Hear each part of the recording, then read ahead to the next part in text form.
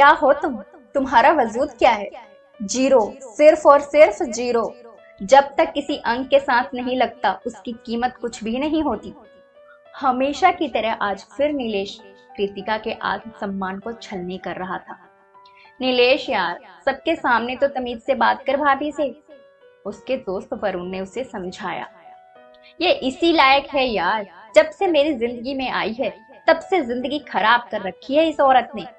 जाने माँ को क्या दिखा इसमें जो मेरे पल्ले बांध दी। वैसे भी तूने सुना तो है यार, ढोल गंवार शूद्र और नारी ये चारों ताड़न के अधिकारी। नीलेश दांत पीसता हुआ बोला। उसके चुप होते ही सन्नाटा छा गया वहां।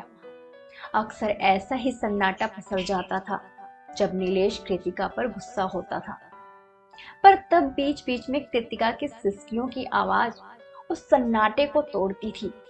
पर आज कुछ पल के लिए वहां इतना सन्नाटा छा गया कि सबकी सांसों की आवाजें भी सुनाई दे रही थी।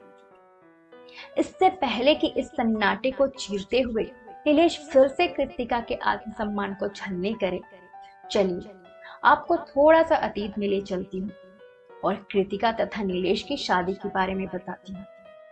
नीलेश एक सॉफ्टवेयर इंजीनियर है जिसकी पढ़ाई पुणे में हुई और नौकरी मुंबई में करता है। उसका परिवार मेरठ का एक सभ्य परिवार है, पर जब से नीलेश ने स्कूल खत्म किया तब से वो परिवार से अलग ही रहा है। मुंबई में अच्छी नौकरी, अच्छा रहन सहन, पार्टी, मस्ती, यही नीलेश की दिनचर्या है। ऐसे में नीलेश के माता पिता को डर रहता था बेटे के कदम बहक ना जाए, इसलिए नीलेश की माता जी ने अपनी सहेली की सुसंस्कारी बेटी कृतिका, जिसकी शिक्षा दीक्षा मेरठ में हुई और अब वहीं स्कूल में अध्यापिका है, से अपने बेटे की शादी करने की सोची और नीलेश को मुंबई से बुला अपनी मंशा जाहिर की, जिसे नीलेश ने सिरे से नकार दिया क्योंकि उसकी नजर में कृतिका उसके लायक नहीं थी। पर नीलेश की माताजी को डर था नीलेश किसी ऐसी लड़की से शादी ना कर ले जिसे घर संभालने की समझ ही ना हो, इसलिए उन्होंने बेटे को समझाया, ऊंच नीच का वास्ता दिया, कृतिका की अच्छाइयां गिनवाई और आखिर में कसम दे शादी के लिए राजी कर लिया और कृतिका नीलेश की पत्नी बन गई। कुछ दिन मेरठ में रह दोनों मुंबई भी आ गए। हालांकि नीलेश कृतिका को मुंबई नहीं लाना चाहता था, पर मजबूर था। यहाँ आकर उसने कृतिका को नौकरी भी नहीं करने दी। मुंबई आने के बाद नीलेश तो अपनी पुरानी दिनचर्या में लौटने लगा। वही पार्टी, दोस्त, मस्ती, जिसमें कृतिका खुद को असहज पाती और नीलेश उसका अपमान करता। कृतिका का आत्मसम्मान इससे छलनी होता, पर अपने गरीब माँ बाप और अपनी 2 बहनों का सोच वो हर अपमान सह जाती। यही तो गलती करती है एक लड़की। एक बार अपमान सहने का मतलब है सामने वाले को बढ़ावा देना। नीलेश की एक आदत और बन चुकी थी, वो कृतिका का अपमान करके यही कहना, ढोल गंवार शुद्ध और नारी ये चारों ताड़न की अधिकारी। कृतिका हमेशा अपना अपमान सह चुप रह जाती और नीलेश उसका और अपमान करता। और आज तो उसके घर में उसके दोस्त आए हुए थे। कृतिका ने सबके लिए खाना बनाया था। सब उसके खाने और खूबसूरती दोनों की तारीफ कर रहे थे, जो शायद नीलेश को सहन ना हुआ। उसे पानी देते में जरा सा पानी मेज पर क्या झलका, नीलेश फट पड़ा। अब खड़ी क्या हो यहाँ? जाकर कपड़ा लाओ और मेज साफ करो, गंवार औरत। नीलेश उसे भूत बने खड़ा देख उसे धक्का देते हुए बोला, क्यों? नौकरानी हूँ क्या तुम्हारी, या खरीदी हुई दासी? नहीं नहीं, मैं तो तुम्हारी नजर में जीरो हूँ, जीरो, जिसका किसी संख्या के बिना कोई वजूद नहीं।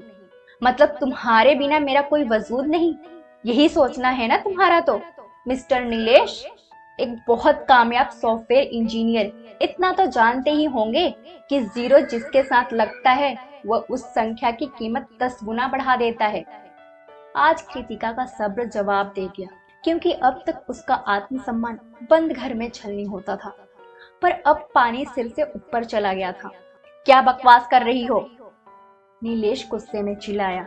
आवाज नीचे रखिए मिस्टर नीलेश, वरना चिल्लाना मुझे भी आता है। आप खुद को बहुत महान समझ रहे हैं, पर भूल रहे हैं आपके इस मकान को घर मैं बनाती हूँ। रही बात आपके उस तर्क की, ढोल गंवार शूद्र और नारी ये सब ताड़न के अधिकारी। तो आप भूल रहे हैं ढोल बजता है तो सबकी खुशियां बढ़ाता है। गंवार को ताड़ने वाला खुद उससे बड़ा गंवार कहलाता है।